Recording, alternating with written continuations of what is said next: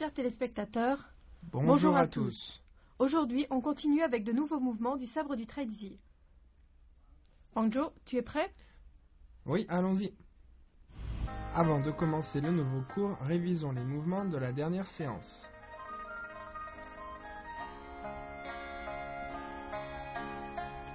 Les fleurs cachées sous les feuilles 1.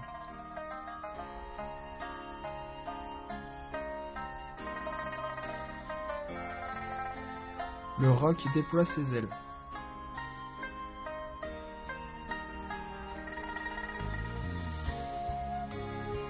Le tigre fougueux s'abat sur sa proie.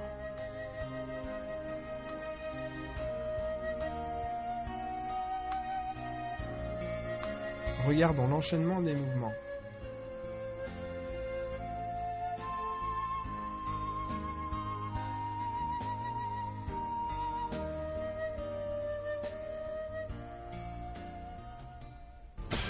Voici quelques mouvements en images.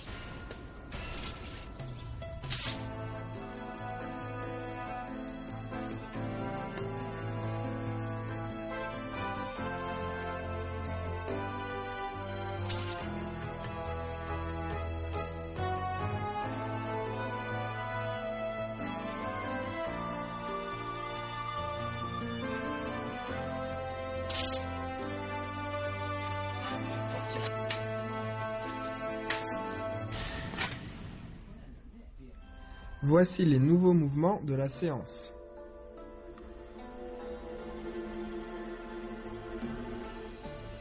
Passons au contenu de la 6e séance. D'abord, se retourner pour pourfendre. À partir de le tigre fougueux s'abat sur sa proie. Sabre dans la main droite, venez pourfendre à droite vers l'arrière, placez la main gauche au-dessus de la tête. Bien, refais-le une fois.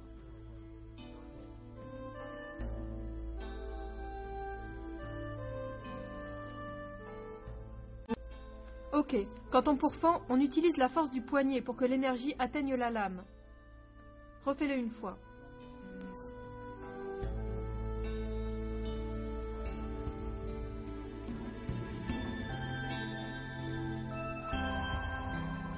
Lorsqu'on pourfend, il faut utiliser la force du poignet. Maintenant, étudions les nuages blancs couvrent le sommet. Sabre dans la main droite, tournez le sabre vers le haut, l'arrière, puis le bas, reculez. Soutenez le sabre par le revers, main vers le haut, soulevez.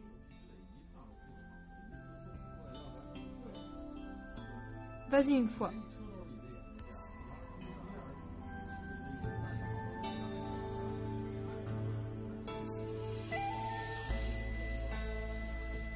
Bien. Ici, quand on soulève, il ne faut pas mettre la main devant, mais bien sur le revers. De plus, on doit décrire une courbe bien ronde avec le sabre. Allons-y encore une fois.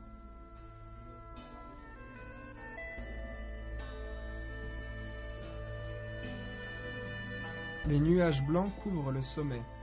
Attention à la courbe bien ronde que l'on doit dessiner vers l'arrière.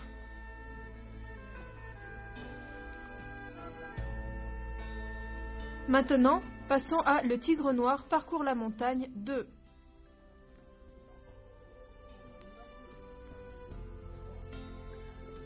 Dessinez une courbe vers le bas avec la pointe et sautez au passage. Avancez en position du cavalier et piquez. Bien, je le fais une fois.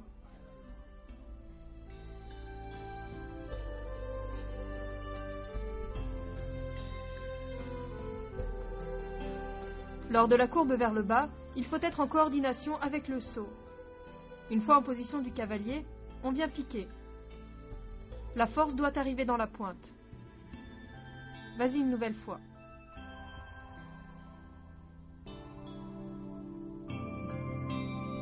Le tigre noir parcourt la montagne 2. Attention, le mouvement et le saut doivent être bien coordonnés.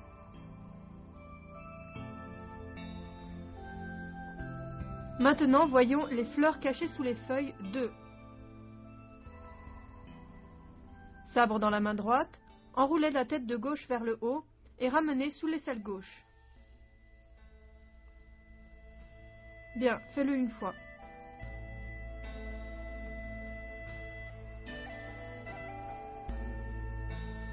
Quand on enroule, on va de gauche à droite. On colle le revers du sabre au dos, on fait un tour et on le ramène sous l'aisselle. Ne descends pas trop le sabre. Ok, vas-y une fois avec moi.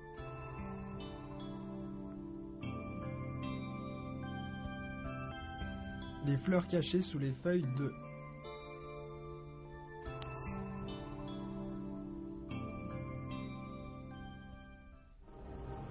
Démonstration en groupe du premier enchaînement des techniques de sabre du Traiti.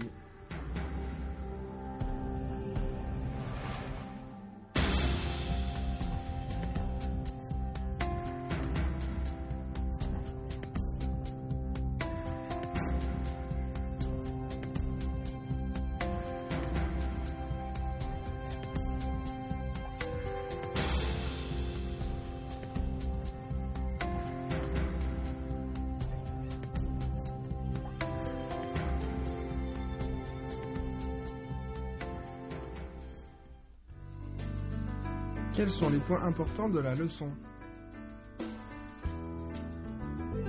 Se retourner pour pourfendre. La rotation de la taille est rapide, elle emmène le bras. Lorsqu'on pourfend, la force atteint la lame.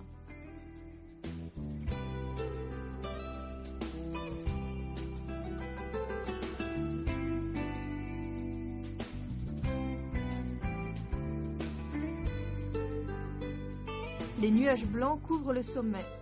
Les deux mains soutiennent le revers. La lame est orientée vers le haut.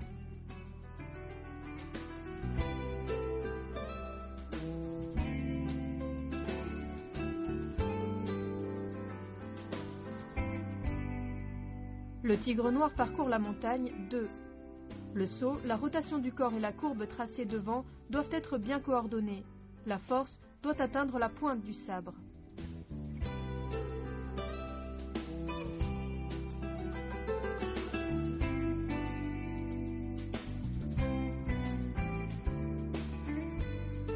Les fleurs cachées sous les feuilles 2. La difficulté est dans l'enroulement de la tête.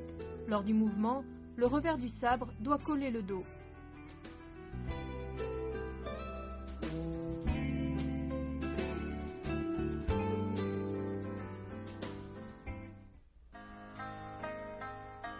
Nous allons refaire ces mouvements en se concentrant sur les points difficiles. Se retourner pour pourfendre.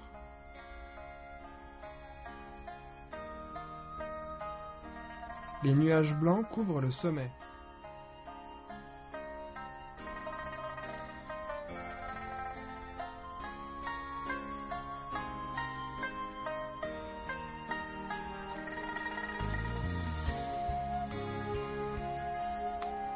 Le tigre noir parcourt la montagne 2.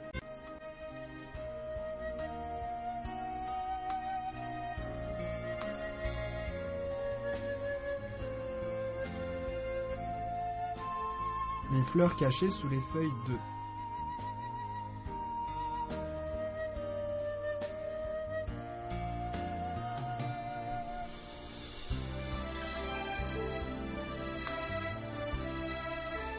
Refaisons ensemble une fois tous les mouvements appris aujourd'hui.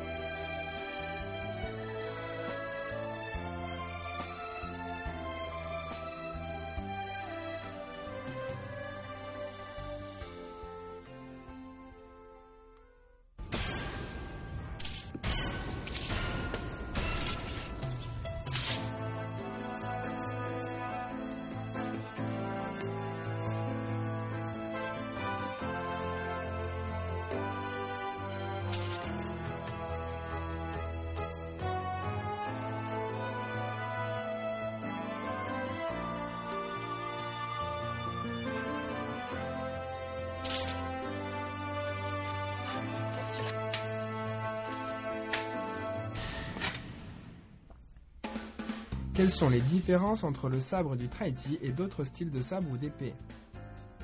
Le sabre du Traiti est basé sur les principes du Traiti. C'est physiquement peu intensif. Il est adapté pour quasiment tout le monde, peu importe l'âge et la condition physique, parce que les mouvements peuvent être modifiés en fonction des différences individuelles. Démonstration d'une forme en duo de sabre du Traiti.